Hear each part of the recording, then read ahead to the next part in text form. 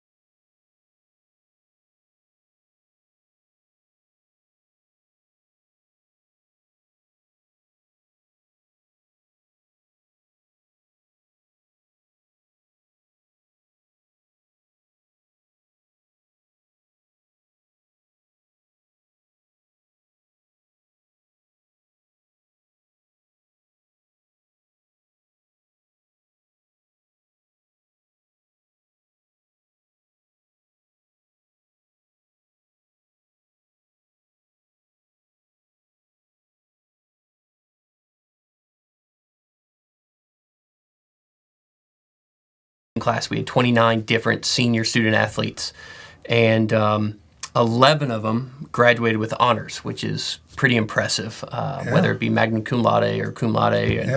And when you have a third of your seniors that graduate with those honors, it's impressive. And then on top of that, John Paul Vanderwoody received the Senior Achievement Award, which is his classmates, the faculty, staff, they all have input on a senior that really stood out in leadership on campus, off campus, different things. And John Paul Vanderwoody, who was a senior basketball player, was awarded it, which was impressive. Oh, yeah. So there you go. Pretty good. Yeah. So tell us a little bit more about some of the what you do in the sports. Start back in the fall, like with the beginning of the school year, because that's what we're going to do next year. Exactly. Right? Right. August will be here real quick.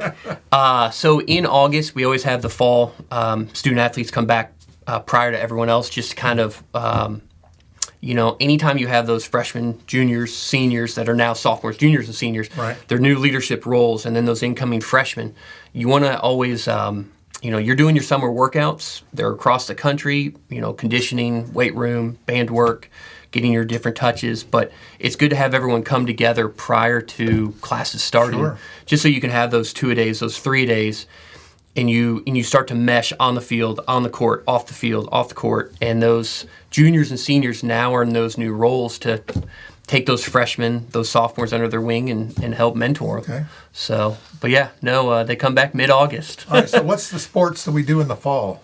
So in the fall, we have men's, women's cross country. They were, successful. We had a handful of meets that they competed in. We had runners that qualified for nationals, and that was hosted at Penn State Fayette, which is south of Pittsburgh, Pennsylvania this year. So it's always nice when the nationals is within driving distance. Oh, yes. And but our gals, they ended up getting third in the country. They did very well as a team. And then we had a men's runner, Alex Garada, who I believe finished like 16th. So out of 100-plus runners is pretty impressive. That's pretty good. So, and then we have volleyball, women's volleyball. And we were young. We didn't have any seniors. And so it's good when you have a good crew coming back, and then you add those freshmen into the mix also. And then men's, women's soccer. Men's soccer had some really just solid competition too, and competed, battled some injuries. They only had one senior, and so a bunch come back. And so there's a lot of excitement for next year. Yeah. And then women's soccer had another just real strong season, winning their conference. They got invited to USEA Nationals, which is the first time since 2009. And we had a couple All-Americans, and they competed. They eventually lost to the team that were national runner-up. But it's, we lost, 5 really solid seniors, but that's where those next in line will step up. And then rugby 15s. They had a real strong fall season, conference-wise, regular season-wise. And then eventually to advance down to Houston, they got edged out by Catholic University. That's a big school. It's a bigger school, yes, but it's always good to play those bigger schools at tougher competition, and you want to test yourself, test your team, see where you're at, and rise up to the challenge. Well, those big schools have a lot larger pool to pick from. They do, and so you got to realize you've got a narrower pool, but you've trained them. Obviously, it's a reflection on your program, I think. Well, thank you. No, a lot of credit goes to our coaches. They put in a lot of time and effort, whether it be the preseason, the season, even the postseason, just with training, teaching, whether it be soccer, volleyball, rugby, even cross country. I'm not a cross country runner, but our coaches. They really, you can develop those relationships with the players, but then also teach those different team tactics to really execute and compete with some of those tough, top tier teams. Okay. So. All right. So that leads us to winter. We had, in the winter we have women's basketball, men's basketball. Both teams had, excellent seasons. The men's team ended up 14-10 and won conference. They didn't, make the national tournament, but John Paul, who received the senior award, he was actually voted by the USEA for Student Athlete of the Year because of what he did on the court, but also just his high GPA, and then also his different leadership off the court. Right. And but then women's basketball had another historic season, and you had them in to kind of recap everything, and so there was that excitement. But they won conference and then got invited to the national tournament for the second time ever. And went in as a 7th seed, and as we shared prior, you knocked off the 10 seed in the first round, and then the 2 seed, the 3 seed, and then eventually the number 1 seed. Right, so, that's great. But great. A few All-Americans on those teams, it was a fun, busy winter, but a fun winter. Yeah. So, and then you're back to spring. Back to spring, which we just wrapped up, and. We have softball and baseball, and thank you to Tiffany Walker and just the Warren County Park and Rec. We're blessed to be able to play in Bing Crosby. We have champs to practice in, and then you have the softball fields right there, R.E. Mason and everything. And so Tiffany, it's a balancing act always, for her to work with all the different groups needing the fields. But we've had baseball and softball. They had, some tough games. They had some good wins. And so it's, whenever you graduate those few seniors, you kind of look at that young core and say, hey, what do we need to do to improve for next year? Yeah. And then rugby sevens, in the springtime, there's sevens, and it's just a bunch of different tournaments, qualifying tournaments. And they traveled a few different places, a good distance on some of them. And out of the 6 tournaments that they were in, they won 4 of them. And playing against much larger teams, tougher competition. And then they qualified for nationals and competed the end of April at NCR Nationals for small college. And it was a tough loss, but we lost at the end to Slippery Rock College, who ended up winning nationals. So I guess it's not terrible to lose to the eventual national champ. Sure. But to lose at the end like that is tough. But Right. we had some all-tournament players. And then, John Kennedy, who was in here for the interview, was an All-American for NCR. And that kind of, recaps, the fall, the winter, the spring. And so you look back at we had 9 All-Americans, 54 academic All-Americans, and not to look back on the success and just think, hey, we'll continue to do it, but it's just like, hey, we got this far and we worked hard and all that hard work paid off, but now it's what's kind of that next, well, you really that hard work again, to keep don't on you? going again. Yeah, Exactly. It changes. The dynamics of the team changes. For sure. Whenever you change people in it. So really you're starting from scratch. From that rugby 15s team, we had 11 seniors. Wow. So out of those 34 guys, Right.